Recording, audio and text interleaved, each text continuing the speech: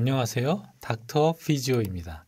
이번 시간에는 여러분과 함께 안정막 전이에 대해서 공부해 보도록 하겠습니다.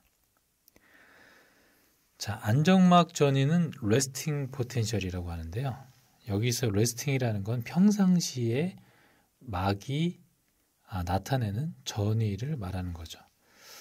세포의 안과 밖은 지금 이렇게 측정 장비로 측정해 보면 안쪽이 마이너스 70mV라고 측정이 돼서 안쪽이 더 세포 안쪽이 더 낮은 것으로 나타납니다.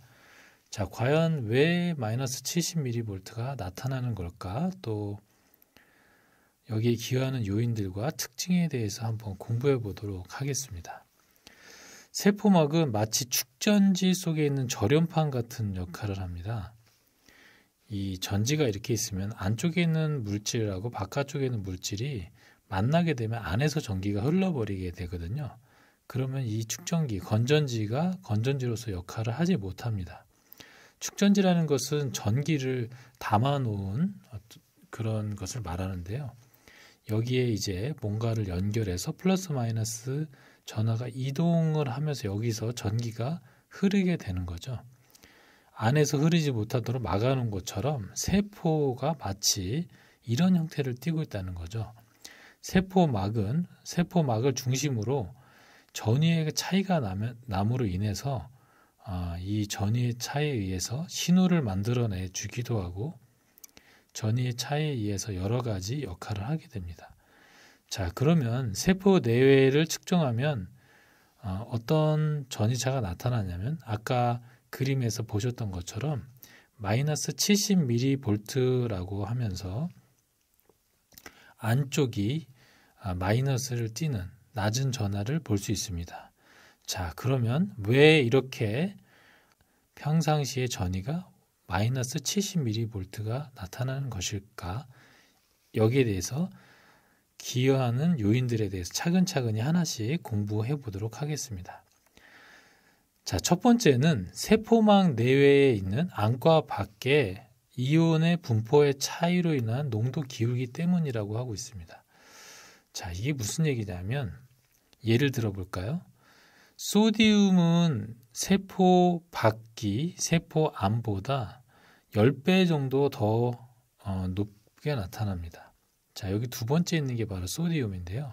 소디움은 145, 그러니까 대략 150이라고 보게 되면 150mmol, 세포 안쪽은 15mmol, 세포 밖이 세포 안보다 약 10배 정도가 더 높다는 것을 볼 수 있죠. 더 농도가 높은 것이죠.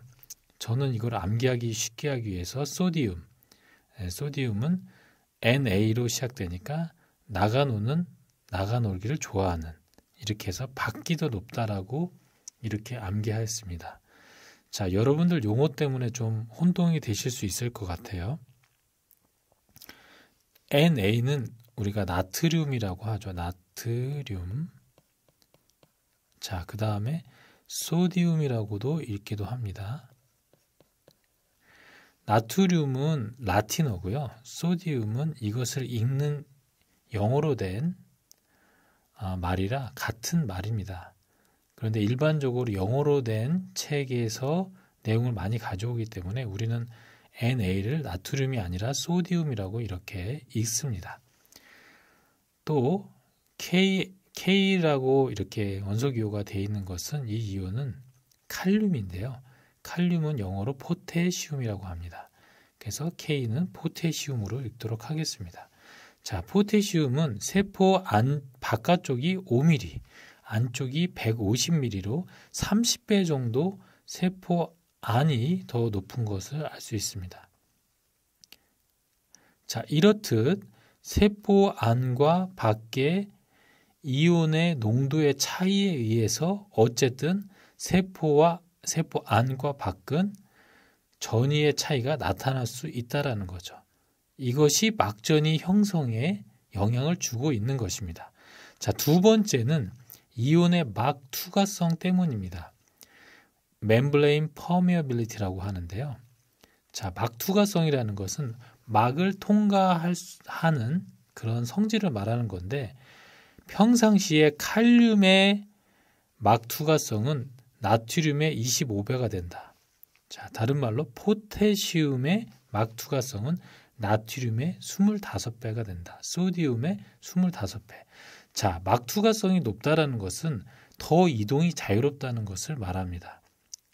이온은 통로를 통해서 이동하게 되는데요. 그 통로의 숫자가 많고 크기가 넓음을 뜻하기 때문입니다.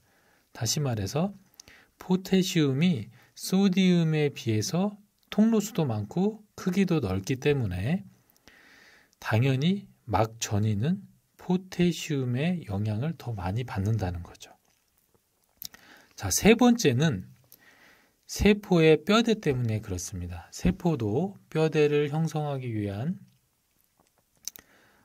세포 내 단백질이 이렇게 필요한데요. 세포 내 뼈대는 세포를 뜻하는 사이토라는 말과 스켈레톤을 뜻하는 뼈대를 뜻하는 스켈레톤이라는 말이 합쳐서 사이토스켈레톤이라고 합니다.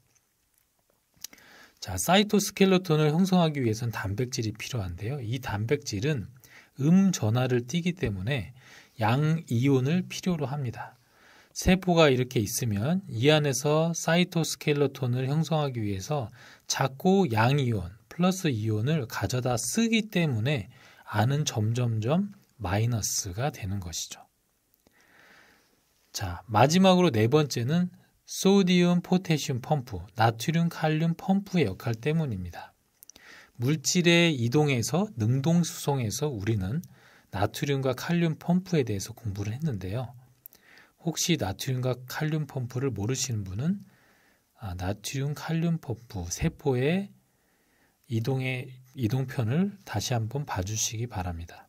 이 펌프는 세 분자의 나트륨, 소디움은 세포 밖으로 퍼내고 두 분자의 칼륨은 안으로 보내기 때문에 세 분자가 나가고 두 분자가 들어오다 보니 안쪽의 양이온은 점점점 부족하게 되죠.